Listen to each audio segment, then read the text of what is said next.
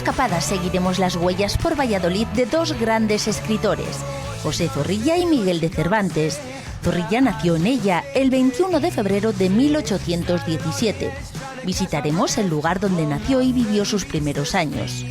Además, conoceremos su vinculación con la ciudad de la que fue nombrado cronista y en la que pidió ser enterrado. También seguiremos los pasos de Cervantes, que vivió en la capital del Pisuerga en dos etapas. Sabremos cuáles. De hecho, de la segunda se conserva la casa, la única de España de la que existe certeza que fue habitada por él. Acompañadnos en esta literaria, atractiva e interesante escapada. Decid pues, ¿a qué venís y con qué afán? Venimos a escaparnos con Zorrilla y con Cervantes.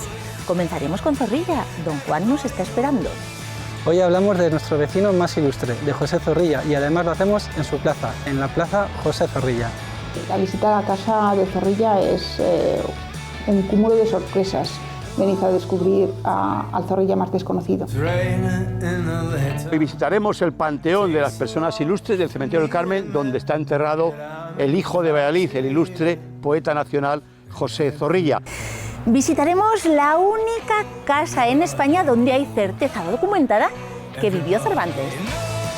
Con motivo del traslado de la capitalidad de la corte de Madrid a Valladolid, Miguel de Cervantes se traslada a la ciudad del Pisuerga, con el objeto de poder obtener ese privilegio real que le iba a poder permitir imprimir la primera parte del Quijote. Os ofreceremos ricos manjares en un ambiente ilustre. Comenzamos nuestra escapada dedicada a los escritores José Zorrilla y Miguel de Cervantes por la Plaza de Zorrilla de Valladolid. Jorge, un buen lugar para comenzarla. Pues sí, muy buen lugar, tanto la plaza como el Paseo José Zorrilla, antes conocido en Valladolid como Paseo del Santi Espíritu, y el año de su muerte el ayuntamiento tuvo a bien dedicarle el paseo más largo que teníamos en Valladolid a nuestro escritor, a José Zorrilla. Un paseo que ha ido creciendo y creciendo. Pues sí, hoy podríamos decir que llega desde aquí, desde la Plaza Zorrilla, hasta lo que conocemos también como las Puertas de Valladolid, de un escultor vallisoletano, Cristóbal Gavarrón. Son exactamente 4.277 metros, nuestra calle más larga. Pero no solamente le ha dedicado un paseo, tenemos teatro, estadio, instituto. Efectivamente, y tenemos también donde comenzamos esta Plaza Zorrilla, que lo hicieron justo un año después de su muerte. Plaza Zorrilla que quisieron darle todavía un mayor homenaje a nuestro escritor y le situaron la escultura que tenemos a nuestras espaldas. Una escultura además muy realista, porque Aurelio Rodríguez, que fue el escultor que la realizó, contó con la máscara funeraria del propio escultor, máscara funeraria que hoy se encuentra también en su casa, en la casa José Zorrilla. La visitaremos, pero vamos a hablar un poquito, por ejemplo, del Teatro Zorrilla. Pues el Teatro Zorrilla se encuentra en un lugar emblemático de la ciudad de Valladolid. Ahí se encontraba antes el convento de San Francisco, un convento muy conocido, no solo por sus dimensiones, no solo porque fue el convento franciscano más importante que tuvimos en la península, sino porque allí tuvo enterrados a ilustres personajes como fue a Cristóbal Colón o a Hugh O'Donnell, apodado el Pelirrojo. Y fue cuando ese convento se viene abajo, cuando se decide poco a poco unos empresarios de la ciudad crear lo que fue el teatro. Teatro que es el único que hay en España que inaugura quien le da nombre, José Zorrilla, con unas además de sus obras favoritas, Mártir, Inconfeso. Y fíjate, también es un buen plan para una escapada poder disfrutar de una obra de teatro precisamente allí. En ese teatro, sí, la verdad es que es muy buena opción. Pues yo creo que vamos a dejar aquí a nuestro emblemático José Zorrilla para visitar su casa. Muy bien. Casa museo de José Zorrilla. Perfecto. Ya en la casa museo de José Zorrilla, en la puerta nos espera su don Juan. En esta casa nació y vivió los primeros años de su vida. ¿A qué venís y con qué afán? Pues a qué venimos a descubrir, a conocer cómo fue su infancia, contar su historia y desvelar un misterio que esconde su casa. Empezamos a recorrer la casa, esta casa museo, y lo hacemos por la habitación donde nació. Clara. Sí, efectivamente.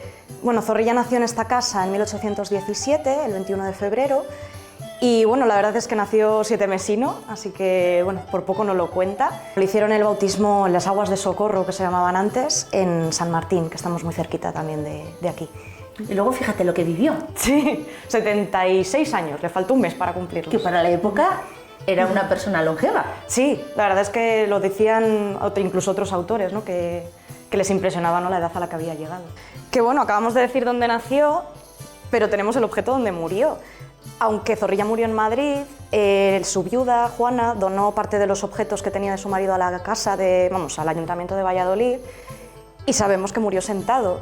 No sabemos si escribiendo, porque él tenía problemas de salud, él tenía un tumor cerebral, pero bueno, cabe pensar que pudo morir con las botas puestas, ¿no? ¿En esta silla? En esta misma silla, eso es. La sala de música, de hecho, hace poquito restauramos el pianoforte. No tenemos muy claro si es de Zorrilla o no, porque no sabemos si tocaba instrumentos, pero sí que queremos pensar que como vivió muy cerquita de la calle donde se fabricó, igual sí que lo compró para alguna de sus tertulias en los salones, ¿no? Que algún amigo tocase y él recitase, mientras tanto. En esta estancia presidida por él vemos muchos diplomas. Y objetos de premio. Zorrilla es de los pocos poetas españoles que fue laureado en su siglo, ¿no?, en su tiempo, y tenemos tanto el título, que fue coronado en Granada en 1889, como uno de los regalos que le hicieron, en este caso el del Ayuntamiento de Barcelona. Poeta nacional. Poeta nacional, exactamente. En esta estancia se cree que aprendió a leer. Sí, la habitación es la de su tío Zoilo. Zoilo Moral era el hermano de su madre. Y bueno, como era miembro del clero, pues los padres decidieron que era la persona idónea para enseñarle a leer y a escribir, así que sí, se vino a Valladolid. Hizo buen trabajo el tío. Sí, la verdad que sí. La cocina estaba abajo, ¿no? Correcto. Pero aquí tenemos un pequeño office. Exactamente. De hecho, uno de los objetos que más le llama la atención a la gente es el que tengo de la mano, que es un rallador de chocolate, que ahí se nota dónde tenían nivel esta familia, ¿no?, que eran burgueses. Porque tener una máquina para hacer chocolate en ese momento era algo de lujo, ¿no? Y los calentadores de las camas. Efectivamente, calientacamas, tenemos por ahí más para encurtidos, ¿no?, en aceite quizás. Vamos a una habitación muy especial. He dicho antes que esta casa encerraba un misterio, vamos a desvelarlo. De acuerdo. Estamos en la habitación de la abuela Nicolasa. Probablemente la habitación más famosa de la casa y yo creo que de todo Valladolid, porque Zorrilla nos cuenta en sus diarios, porque él escribió unas memorias que se titulan Recuerdos del tiempo viejo, que cuando tenía 4 o 5 años estaba jugando por la casa cuando oyó un ruido de la habitación de huéspedes, que es en donde estamos. Y diciendo que normalmente no venía nadie, se encontró con que había una señora, nos la describe con todo lujo de detalles, y dice que le cogió de la mano, que con cariño le dijo que era su abuela. Unos años después, Zorrilla, como su familia no le tomó en serio, llamó a la madre, no había nadie en ese momento, pensaron que lo había soñado, y es cuando unos años más tarde encuentra un retrato de la abuela, la identifica perfectamente y sus padres le dicen que es su abuela Nicolasa, pero que esa mujer había muerto antes de que él naciera. Y fue en esta silla, bueno, en una butaca. En una butaca, exactamente, donde, a la entrada de la habitación. Donde encontró a la abuela Nicolasa. La abuela Nicolasa, que no sé qué cuentan de su fantasma, que anda por la casa. Sí, bueno, aunque Zorrilla no dejó muy claro si de verdad vio algo, se lo acabó inventando, ¿no? Al final él era escritor, ya desde pequeño tenía mucha imaginación. Pues han pasado cosas en la casa, ¿no? Pues como decimos nosotros aquí, cuando se funde una bombilla, oyes un ruido, cualquier cosa que no sabemos explicar, le echamos la culpa a la abuela. Y durante mucho tiempo hubo mucha superstición y la gente pensaba que de verdad había algo en la casa y durante muchos años no se enseñaba la habitación al público. Se empezó a enseñar de manera más regular desde 2007, para ser exactos. ¿Y dejaron de pasar cosas? Y parece que dejaron de pasar cosas, exactamente. Pues Clara, te voy a dejar porque me voy a ese jardín romántico que también tiene la casa. Estupendo. Paz, la casa maravillosa, pero mi debilidad, el jardín romántico. De muchos, la verdad es que es un jardín precioso. Es un rincón que la gente no se espera encontrar al pasear por Valladolid, viene aquí, pero esto está aquí, pero bueno, esto es un remanso de paz, es una preciosidad. Sí. Uno de los rinconcitos especiales que tiene la ciudad. La verdad es que sí, y muy desconocido. La gente puede pasar aquí un rato, sentarse a leer, simplemente pasear. Es pequeñito, pero bueno. Y es una casa y un jardín con mucha vida y mucha actividad. actividad. Con muchísima actividad, sobre todo en verano, claro. En invierno es un poco más complicado, pero ahora hemos terminado el verano y la temporada de verano ha sido fantástica. Tenemos un gran escenario, bueno, no por lo grande, sino porque un escenario pequeño, pero en el que pasan grandes cosas.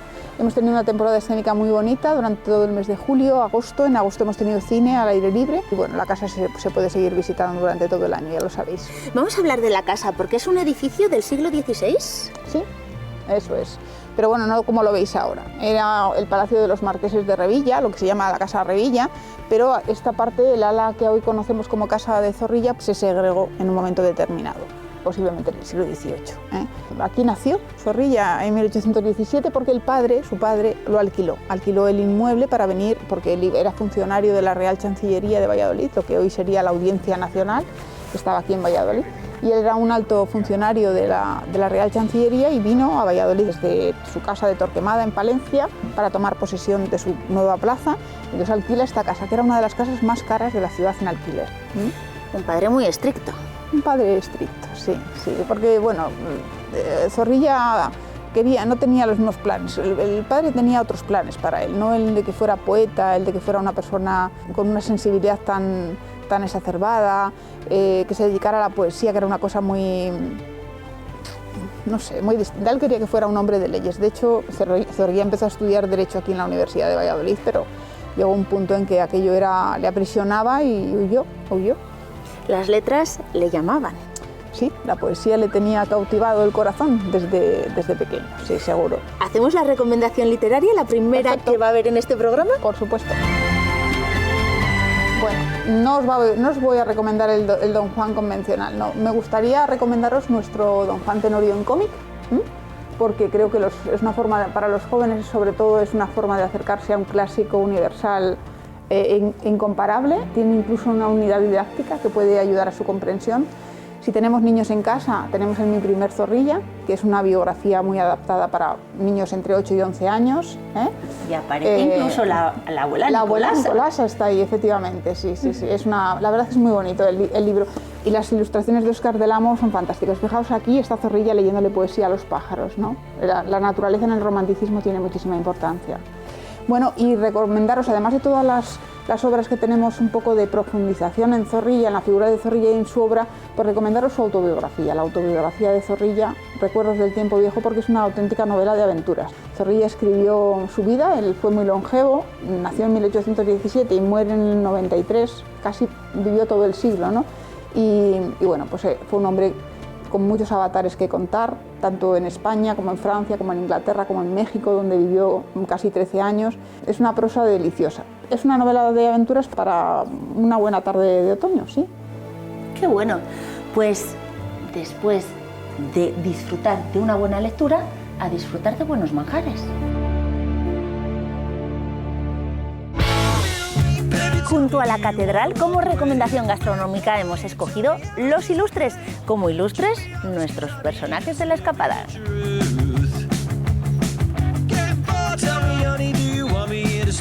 Antes de comentar nuestra propuesta gastronómica, Adrián, vamos a hablar de Los Ilustres, que aquí se encuentran dos de nuestros personajes de la escapada. Efectivamente, se ha enfocado la propuesta pues, en los ilustres nacidos o relacionados con Valladolid. En este caso Cervantes, Zorrilla, Miguel Delibes, Rosa Chadel y tantos otros. Un restaurante donde podemos degustar comida castellana. Efectivamente, tanto de plan tapeo raciones como restaurante. Tenemos guisos, tenemos platitos un poco más innovadores en la parte de arriba, en la parte del restaurante. Dos ambientes diferentes. Efectivamente, más informal, más formal, para todo el que quiera venir. Y eso sí, rodeado de ilustres personajes. Efectivamente. Aquí y luego en la parte de arriba tenemos cuadros relacionados con Valladolid, monumentos más históricos y demás. Bueno, pues si te parece, vamos a llamar al jefe de cocina y que nos hable de la propuesta. Os lo explicará bastante mejor que yo. Riquísimas patatas a la importancia, Lolo. Bueno, es nuestro buque insignia, ¿no? Las patatas a la importancia, que siempre las tenemos todos los días y a todas horas, como quien dice. Hablaba yo de cocina muy de esta comunidad de la tierra de Castilla y León, Sí. pero también de platos más innovadores, ¿no? Sí, tenemos un poco las dos opciones. Tenemos nuestra barra típica castellana con nuestros pinchos y nuestras raciones. Luego tenemos una propuesta gastronómica bastante tradicional, más que tradicional, casi hablando de la comida de las abuelas, ¿no? De las madres, de las abuelas. Un poco Que a lo mejor ese puede tipo llegar de algunos guiso. platos a la época de nuestros ilustres, de los que estamos hablando. Pues algunos sí que llegará, seguro que los callos ya se comían ahí, se bajaban del caballo y a comer callos en cualquier sitio. Y luego pues un poco tirar un poco de nuestra cocina tradicional, que no es solo la cocina tradicional que se lleva haciendo mucho tiempo, sino que la cocina tradicional también se hace en casa. La filosofía es un poco eso, ¿no? Que te guste tanto como cuando te lo hace tu madre. Uy, qué rico. Y que muchas veces no tenemos tiempo de ponernos a hacerlos en casa. No tenemos tiempo, por eso estamos aquí en Ilustres, para ponerle tiempo y cariño a la cocina. Nos comentaba Adrián que hay dos ambientes, ¿no? Sí. El ambiente más de tapeo de raciones más informal Sí. y el ambiente ya más relajado. Eso ¿Y es. los platos también son diferentes en un...? Sí, sí, arriba, bueno, las patatas conviven arriba y abajo, comparten espacio. Por petición popular. Por petición popular, no hay otro remedio. Pero sí, normalmente arriba tenemos una cocina un poquito más elaborada, también castellana, con unos toques evolutivos, un poco darle una vuelta de tuerca, ¿no? Sin volverte loco, ¿vale? Que permanezcan sabores y a lo mejor cambiar presentaciones. O mezclar diferentes tipos de la misma cocina tradicional. Pues llegas y dices, bueno, pues ya tenemos unos bocados de buey que llevan una salsa de foie, pues ahí han mezclado un poco unos bocados que son albóndigas, con su salsita bien guisada, pero luego acompañado un poco de foie, ¿no? Ese es el tipo de fusión un poco más, la que más usamos. Y quizá la parte de abajo más para compartir, cuando vienes Claro, con los amigos. Además, en con- estas isletas, esta terraza con estas vistas maravillosas, pues apetece. Claro, porque estamos al ladito de la catedral. En la misma puerta. Y junto a esa plaza de la universidad donde tenemos la estatua de Cervantes. Correcto, sí, aquí mismo, ahí en esta plaza de aquí, justo detrás de la catedral. O sea, estamos en un entorno, yo creo, muy atractivo turísticamente. Y si visitas monumentos al lado donde comes bien, pues Lo tenemos todo. más quieres. Vamos a centrarnos en vuestra propuesta. Muy bien. Nos hablabas de las patatas a la importancia. Sí, estas, como lo digo yo, nuestro buque insignia, están desde el primer día, las elaboramos a diario, rebozadas en el día, las salsa en el día, un guiso muy tradicional, en el sentido de un guiso tradicional y casero. También proponemos unos callos que están guisados igual, de la misma manera tradicional, y que lo puedes hacer en una casa, o que te haya hecho tu abuela o te haya hecho tu madre, vuelvo a decir. Y unos caracoles, que es lo mismo, igual, cocina tradicional, de andar por casa. ¿Y los caracoles tenéis todas las épocas del año? Todo el año. Estos son, hay que decir que ahora mismo hay, universalmente en el mundo, pues hay mucho género que antes se cogía en estaciones concretas y ahora se crían. Estos son de criadero en Castilla y León, son de la tierra. Nosotros procuramos trabajar mucho producto de cercanía, de kilómetro cero. Bueno, pues yo creo que con esta propuesta vamos a brindar con un vinito de la tierra, ¿no? Si no, pues si metemos otro vino que no sea de la tierra, mal vamos. Bueno, pues un placer Por esta escapada haberos recibido. que continúa, que seguimos. Ah, muy bien. Seguimos. En el cementerio del Carmen está enterrado José Zorrilla, el primer ilustre que ocupó ese panteón de los ilustres. Aquí está Jesús. Aquí tenemos a Al José poeta Zorrilla. José Zorrilla, hijo de Valladolid, porque él dejó dicho en vida que quería ser enterrado en Valladolid y además con ese epitafio, hijo de Valladolid. No quería, él se sentía muy orgulloso de ser de Valladolid, de hecho ejercía de vallisoletanismo cuando estaba en México, cuando escribía de sus libros. Tiene varias remembranzas del Valladolid de la niñez y lo describe en Memorias de un tiempo viejo, que es una descripción bonita del Valladolid del año 1886, más o menos. Bueno, pues aquí está enterrado desde 1896, porque murió en 1893 en Madrid, pero hasta pasados 3 años no podían trasladar el cadáver y entonces ya el ayuntamiento en el año 1896 ya decide traerlo a Valladolid. Pero como todas las cosas, hasta entonces no había pensado que Zorrilla era muy ilustre y que ¿dónde le iban a enterrar? A ver, ¿dónde lo metemos? Y dicen, pues vamos a hacer un panteón para personas ilustres. Fue... El primero, de hecho, es el primero. Este panteón se construyó por él. Por él, efectivamente, que ahora se llama Personas Ilustres. Desde que se enterró a Rosa Chacel en 1994, ya se hablaba de lenguaje inclusivo y, hombre, era la primera mujer que se iba a enterrar y llamarlo hombres ilustres, pues se cambió por personas ilustres. Luego ya hay más mujeres, como es el caso de Concha Velasco, o como cuando murió Delibes, que se trajo también los restos de su esposa, porque fue la condición que puso él para ser enterrado aquí. Bueno, digo que hizo un concurso y luego no el escultor Aurelio Rodríguez Carretero, el mismo escultor de la escultura del Conde Ansúrez o de Zorrilla, es el mismo escultor. Entonces ganó el concurso esa figura suya, que se titula Alegoría a Castilla. De hecho, es muy curioso y una opción el visitar este cementerio. Sí, yo hago, mi asociación vecinal, Belén y San Pedro Regalado, pero por iniciativa mía y otro compañero, hacemos visitas, paseos por el cementerio. Porque la historia de la ciudad también está aquí y se respira aquí en este cementerio. 1833 se crea, estamos en 2024, nos quedan 4 días para 200 años. O sea, aquí está la historia de Valladolid de 200 años, ojo, y la de España, que hay 7 ministros enterrados aquí en el cementerio del Carmen. Jesús, ¿cuántos ilustres ocupan este panteón? Bueno, pues mira, tendría que poner, 1, 2, 3, 4, 5, 6, 7, 8, 9, 10, 11 en estos momentos. Y de momento quedan 3 y 2, 5 todavía. Y una cosa muy curiosa que probablemente casi nadie sepa, o no es normal, a muchos de los que están enterrados en los panteones de ilustres de toda España y aquí también, se les ha consultado en vida. Que es fuerte, parece fuerte. Por ejemplo, a nuestro gran poeta Jorge Guillén Bolaños, en 1939, que fue a visitarle a Málaga, le preguntó y dijo, no, yo no quiero ser enterrado en ese lugar, porque además quiero ser enterrado en el cementerio inglés de Málaga. Por ejemplo, a Miguel Delibes se le consultó en vida y dijo que solamente aceptaba si traían los restos de su esposa, porque ella quería morir con su esposa. Al dramaturgo Luis Maté, vallisoletano, tan poco conocido, pero muy importante en la dramaturgia española, también se le consultó, pero él no quiso porque quería ser enterrado en el panteón con su familia. ¿Y a Concha Velasco? Y Concha Velasco también se la consultaría en vida, supongo, para haberla traído aquí. O si no en vida, pues al hijo que se consultara, porque para enterrar aquí, lógicamente, tiene que dar permiso a la familia. Jesús, pues tú y yo vamos a seguir recorriendo este cementerio, pero enseguida volvemos, porque tenemos a otro ilustre, no nacido, pero sí que vivió aquí en Valladolid, Cervantes.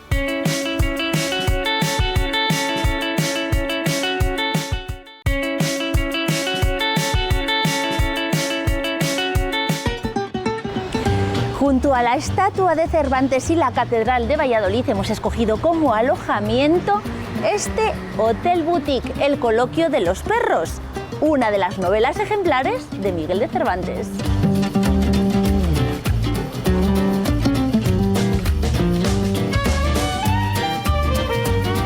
Paula, en el interior hemos escogido este pequeño oasis en el centro de Valladolid para hablar de por qué el Coloquio de los Perros. Bueno, verás, ¿cómo definir la decisión de poner este nombre, verdad?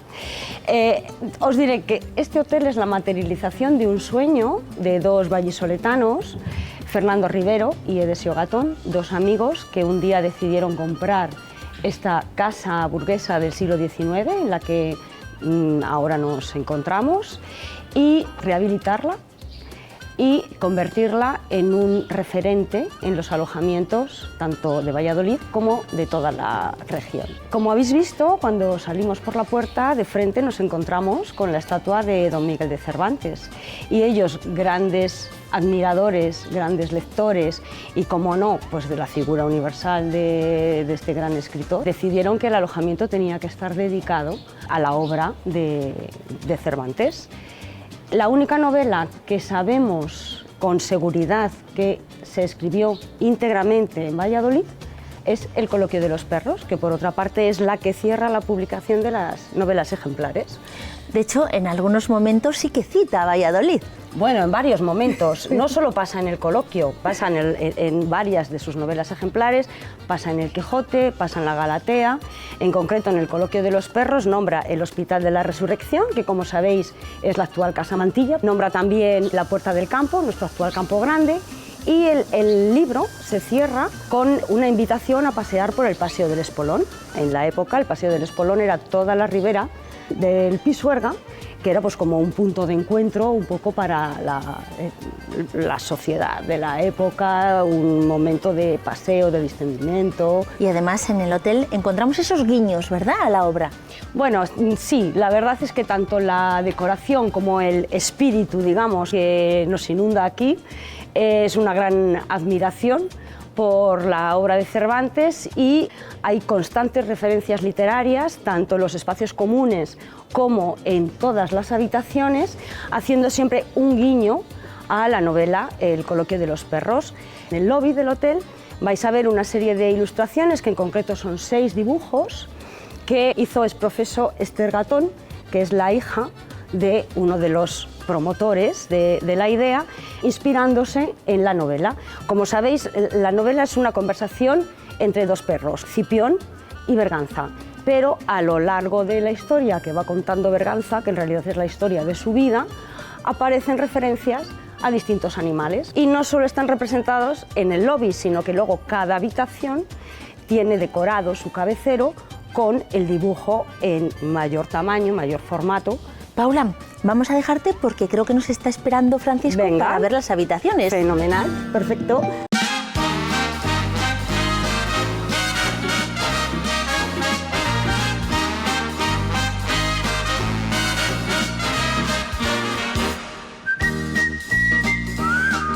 Francisco, habitaciones amplias, muy cuidadas y con unas vistas magníficas. Sí, la verdad que el hotel es privilegiado en ese aspecto porque al final, bueno, pues tenemos la suerte de poder tener como 3 vistas diferentes, lo que es la plaza de la universidad, que evidentemente, bueno, pues es un reclamo turístico importante, estar al lado de la catedral, que al final hay habitaciones que dan a la parte de la catedral y la parte de la plaza de la universidad, y luego las que dan a la catedral, que bueno, pues prácticamente puedes tocar la catedral, y luego hay algunas que dan a nuestro patio interior, el Sueño del Reo, que bueno, pues es un oasis de tranquilidad, con lo cual podemos decir que todas las habitaciones que tienen vista exterior pues son vistas muy agradecidas. ¿Y cómo son las diferentes habitaciones? Háblanos de ellas. Bueno, pues hay un poco de todo. A ver, se mantiene el estilo en todas las habitaciones, lo que pasa que bueno, luego digamos que se ha aprovechado y organizado la estructura que había del antiguo edificio para readaptarlas a lo que es un hotel de 4 estrellas en los días de hoy. La estructura de las habitaciones cambia, por ejemplo, la tercera planta son todas aguardilladas, son 2 habitaciones superiores, como podéis ver. Se ha intentado mantener un poco lo que era la señal de identidad del antiguo edificio. Luego había un anexo que se ha hecho a mayores, que es un poco más moderno, pero bueno, digamos que hemos intentado mantener el espíritu de lo que era el edificio, que da un poco imagen o historia al hotel. Hay otra que es la Junior Suite, que es un poco la joya de la corona, por decirlo, que es un dúplex. Estamos siempre manteniendo la idea de mantener un poco la estructura que tenía el antiguo edificio.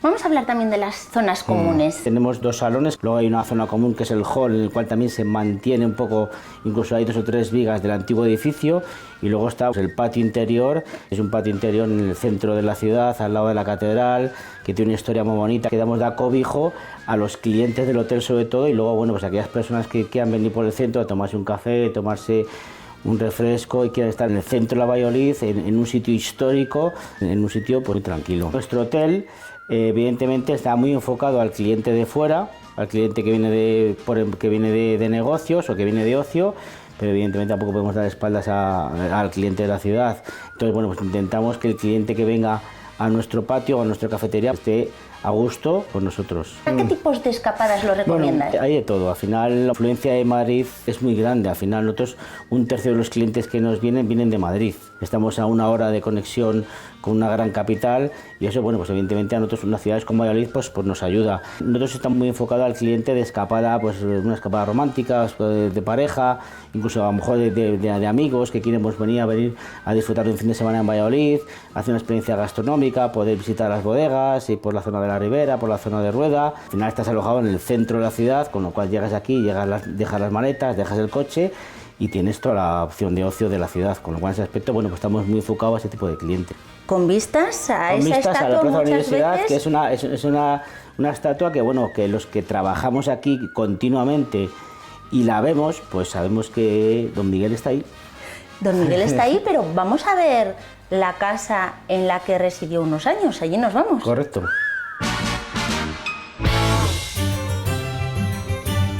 Aquí estamos, en la casa donde realmente vivió una temporada Cervantes y es la única en España que está pues atestiguada, ¿verdad, Pedro? Sí, en efecto, esta es la única casa en la que se tiene constancia documental de que fue habitada por el escritor. Lo hizo en un momento muy singular de su vida. Cervantes vivió en realidad en 2 ocasiones en la ciudad de Valladolid, una siendo niño, en torno a 1550, 1551. Sí, que tendría 4 añitos. Exacto, 4 años llega a la ciudad de Valladolid con su padre, su madre y sus hermanos, un poco con el objetivo, su padre, de resolver teóricamente una serie de asuntos pendientes con la Real Chancillería, muy probablemente sería para poder asegurar el futuro de su prole, ¿no? Y una segunda, quizá la más importante para la ciudad de Valladolid, que es un periodo corto pero muy intenso, entre 1604 y los primeros meses de 1606, en un momento en que coincide además con una de sus grandes satisfacciones en vida, que fue la de poder hojear en esta misma casa los primeros ejemplares del Quijote. De hecho, una de sus metas cuando llegó a Valladolid era conseguir imprimirlo. Exacto, esos permisos, privilegios. Exacto, conseguir el privilegio real para poder imprimir su obra. En 1604 está trabajando en esta novela hasta que se imprimen esos primeros ejemplares en el año 1605. Se dice también, se piensa que pudo estar trabajando en la redacción de algunas de sus novelas ejemplares más allá del Quijote. Desde luego es un espacio, un monumento excepcional. Tenemos esa gran suerte, ¿verdad?, que en Castilla y León la única casa realmente donde se sabe que vivió el escritor. Sí, en efecto, se sabe que frente a esta casa acontece la muerte de un caballero, Gaspar de Ezpeleta, que Miguel de Cervantes acude en su ayuda y, bueno, a propósito de la muerte de este caballero, al día siguiente le llama a declarar. Desde ese mismo momento, desde el momento del descubrimiento de este proceso judicial a finales del siglo XVIII, se comienza a trabajar en localizar el punto exacto donde Cervantes podría haber vivido. A mediados del siglo XIX se localizan definitivamente las viviendas y se comienza a tratar de dar una finalidad cultural a esta casa. Hemos estado en el Coloquio de los Perros como alojamiento, nuestra recomendación de alojamiento, pero es que precisamente la estatua de Cervantes, que ahora está situada en la Plaza de la Universidad, estaba aquí. Sí, efectivamente. De hecho, en el propio patio interior del museo conservamos algunos de los relieves que decoraban esa estatua. Pero antes de entrar, quería también hacer referencia a ese Coloquio de los Perros, del que aquí también hay referencia. Sí, el Coloquio de los Perros es una de las novelas ejemplares de Miguel de Cervantes, como todos sabéis. Da nombre a un establecimiento hotelero, efectivamente en la ciudad, que tiene su conexión directa con un resto, permíteme la palabra, de fachada que se ubica en el jardín español que da acceso a esta casa. Se trata concretamente de una escultura de un Cristo resucitado que remataba la fachada de un antiguo hospital que se construye a mediados del siglo XVI en la ciudad de Valladolid. Concretamente se situaba en la Casa Mantilla, al inicio de la acera de Recoletos, y se construyó como un hospicio para pobres y enfermos de la ciudad. Tuvo una vida bastante errática. Con la invasión de las tropas napoleónicas acabó siendo utilizado como hospital militar, hasta que en el siglo XIX se decreta la orden de destrucción de este edificio.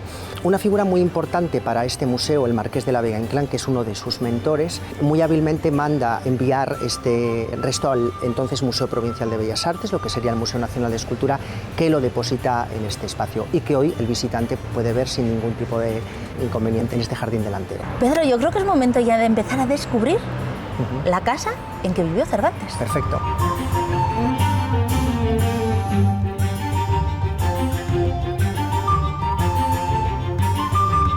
Aprovechamos que nada más entrar a la casa tenemos esta estupenda biblioteca cervantina para hacer otra recomendación literaria. Sí, en efecto. Lo primero que se encuentra el visitante al atravesar esta casa es un espacio para los libros. No podría ser de otro modo. Esta es una casa para las letras, es el museo donde de algún modo se inventó la novela moderna. No en vano fue Ateneo Literario. Aquí en la década de los 60 un grupo de jóvenes veinteañeros se reunían para charlar sobre literatura, sobre música, con muchísimas inquietudes literarias. Cervantes estuvo siempre muy presente en sus conversaciones y sus recomendaciones. Fue también, como decíamos, biblioteca popular y cervantina.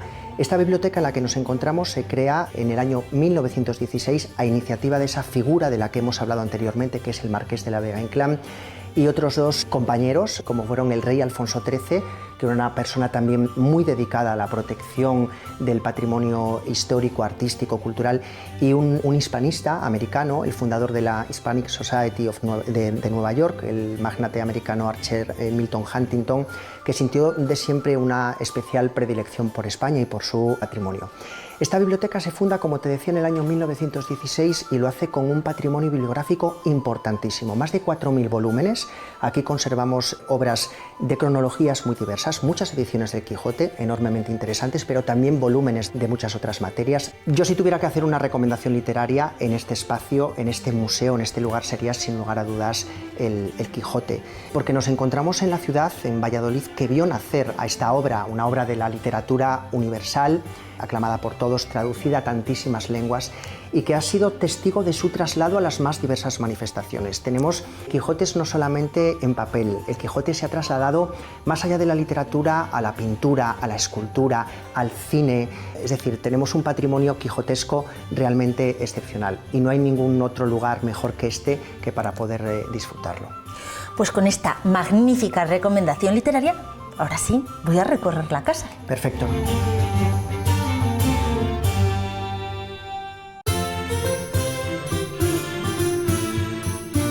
Comenzamos por el patio, Carolina, donde se encuentran esos relieves que pertenecieron a la estatua de Cervantes. Sí, así es. Estos 4 relieves de bronce efectivamente fueron creados en 1877, el mismo año en el cual se creó la estatua de Miguel de Cervantes, que podemos encontrar a día de hoy enfrente de la Facultad de Derecho.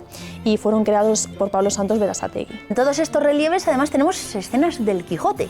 Sí, así es. Por ejemplo, tenemos el episodio del león, pero también en los otros 3 bronces pues podemos encontrar el episodio de los cueros del vino, también el encuentro de los duques, incluso también el de los molinos, que es el de los más conocidos del Quijote. Este arco pertenece al exmonasterio jerónimo de Nuestra Señora de la Armedilla, fue una obra creada en 1512 y el Marqués de la Vega-Inclán, que fue uno de los principales fundadores de esta casa museo, pues hizo que se trajese al museo en 1925 para salvarlo un poco de la ruina.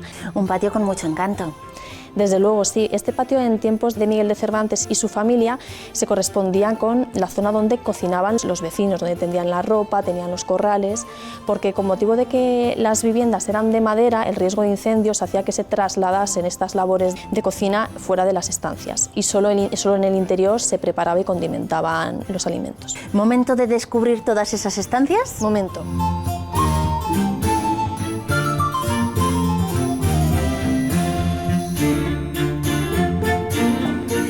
Carolina, una reconstrucción de la casa de la época. Efectivamente, este museo fue creado en 1948 precisamente para recrear históricamente la casa en la que vivió Miguel de Cervantes y parte de su familia entre 1604 y 1606. De hecho, esta parte sería o correspondería a los vecinos. Efectivamente, este espacio en concreto, que es el estrado, pertenecería a una de las vecinas de Miguel de Cervantes, como fue Luisa Montoya. Una estancia que habéis querido recrear porque las hermanas eran costureras. Efectivamente, Andrea y Magdalena se dedicaban a la costura y por eso se quiso crear este espacio, que a su vez era una costumbre española de origen islámico. En el estrado, que era un lugar destinado exclusivamente a mujeres, se dedicaban a labores de lectura, de costura, también en él recibían la visita de personas amigas e incluso era un lugar especialmente confortable, según palabras de Miguel de Cervantes, pues para la siesta y para tener citas amorosas. Y aquí tenemos su firma. Así es, tenemos una carta facsímil que hace referencia a la labor de Cervantes como recaudador de impuestos. También tenemos, como podéis apreciar, un facsímil de una primera edición del Quijote, un libro que hace referencia a su cautiverio en Argel durante 4 años aproximadamente, y también otro libro que hace referencia a la genealogía del apellido Cervantes. Como decíamos, todo es una recreación de ambientes. Hay que decir que en la casa no hay ningún objeto original de Cervantes o su familia, pero sí que son piezas del siglo XVII. ¿En qué se basaron en 1948 para crear el museo con estos fondos? Pues precisamente en los documentos, en testamentos y cartas de dote, tanto de la mujer de Cervantes, Catalina de Salazar, como de su hija Isabel. Entonces, en estos documentos apareció una relación de bienes y en base a esta relación de bienes pues se seleccionó una serie de fondos que son los que podemos ver en la actualidad. Lo que sí sabemos es que en esta casa él vivió con sus hermanas, con su hija y con su sobrina. ¿Todo mujeres? Sí, efectivamente, todo mujeres. Él vivía aquí con sus 2 hermanas, su sobrina, su hija Isabel y la criada María de Ceballos. Y con respecto a su mujer Catalina de Salazar, no se sabe con seguridad de que pudiera venir aquí. Ahora que estamos en el escritorio, me gustaría comentaros que cuando estuvo Cervantes aquí en la ciudad es cuando redactó el prólogo, las poesías preliminares y la solicitud del privilegio real para imprimir la primera parte del Quijote. Ahora, como podemos apreciar, además de la alcoba, tenemos una alcobilla. Hay que decir que en tiempos de Cervantes y en una casa como esta, en la que vivían tantas personas, era habitual que los diferentes espacios tuvieran un carácter multifuncional, es decir, que las diferentes estancias, pues en ellas se podía hacer labores diferentes, ¿de acuerdo? Entonces, en el caso de las camas, se hacían y se deshacían en el mismo día sobre el suelo. Todo el espacio aprovechado. Todo el espacio aprovechado, efectivamente, independientemente de la estancia. Y también llama la atención, claro, la estatura de la época. Efectivamente, la estatura antiguamente pues era, digamos, la media era muy inferior a la actual. Esta estancia, su origen estaba dividida por un tabique central y se piensa de que estaba destinada a dormitorio. En tiempos de Cervantes, en casas humildes, como puede ser esta, como te decía, en los distintos espacios se podía aprovechar para comer, luego tampoco había costumbre de comer todos los miembros de la familia unidos, cada uno comía a una hora diferente, o sea, no existen las costumbres que tenemos en la actualidad. Claro, estamos hablando de las 2 hermanas, la hija, la sobrina, la criada y él, 6 personas. Efectivamente, sí. Y aunque las cocinas estaban, como hemos visto, en el patio, que era donde se cocinaba, donde se hacía el fuego para evitar ese riesgo de incendio. Efectivamente. Pues aquí en los espacios interiores se utilizaban para la preparación, la condimentación y demás. Y de hecho, cerca de la chimenea, como podéis apreciar, hay 2 bancos a ambos lados. Con motivo del calor que podía haber en este espacio, porque era un lugar muy concurrido, pues incluso podían dormir los criados. Hablando de cocina y de ese momento gastronómico, llega nuestra segunda recomendación. Momento de que nos digan qué viandas nos han preparado.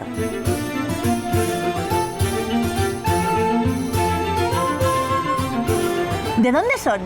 Nosotros somos de Costa Rica, de la ciudad de San José, capital de Costa Rica. ¿Y cómo es que vienen a la Casa Cervantes? Porque Cervantes es una persona que lo estudiamos desde que estábamos en la escuela, ¿no? O sea, es obligatorio el conocimiento de Miguel de Cervantes. ¿Recomiendan venir a visitar su casa? Por supuesto que recomendamos, y recomendamos que vengan aquí a Valladolid.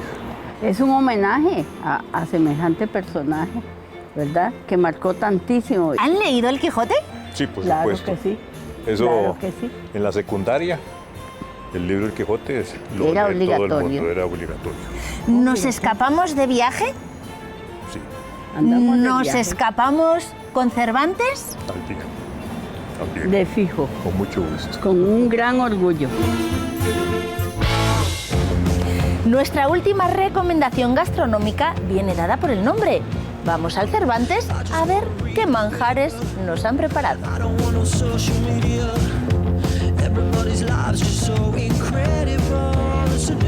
Nada más entrar en el restaurante encontramos muchas referencias, tanto a Cervantes como al Quijote, Julio.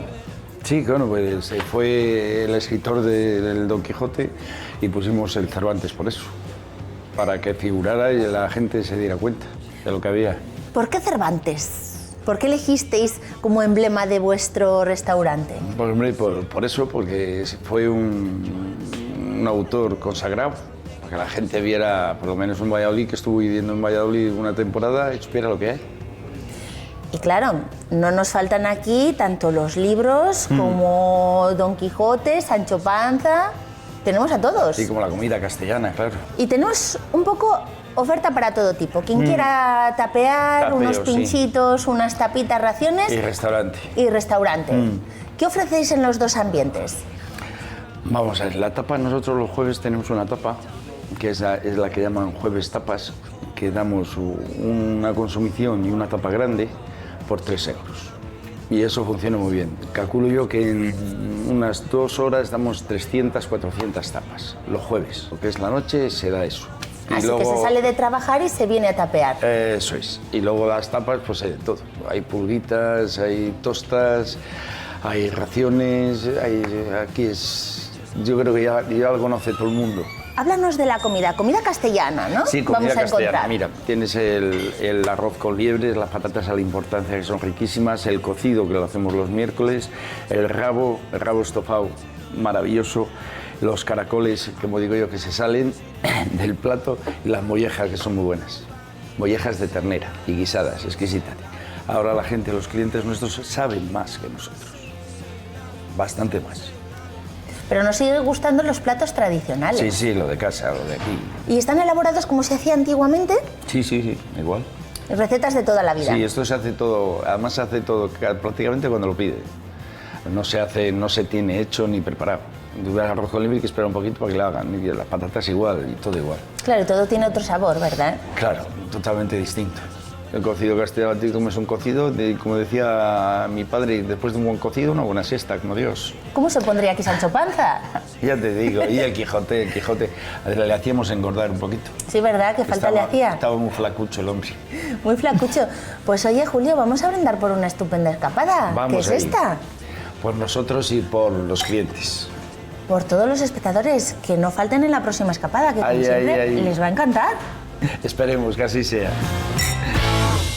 Seducidos hemos estado en esta gran escapada por Don Juan, pero no solo por él, también por los grandes conocimientos que sobre la figura de José Zorrilla tienen Bach, Jesús y Jorge, que nos recordaron la presencia y vinculación que el escritor tiene con la ciudad de Valladolid. Clara nos desveló el misterio que esconde su casa. Pedro y Carolina hicieron que nos trasladáramos al siglo de oro siguiendo los pasos de Cervantes. Paula y Francisco consiguieron que incluso su literatura no se envolviera en el descanso. Y con Julio, Adrián y Lolo brindamos por sus suculentas viandas y por una exquisita escapada que ya podéis comenzar a repetir. Nos vemos en la próxima. ¡Os esperamos!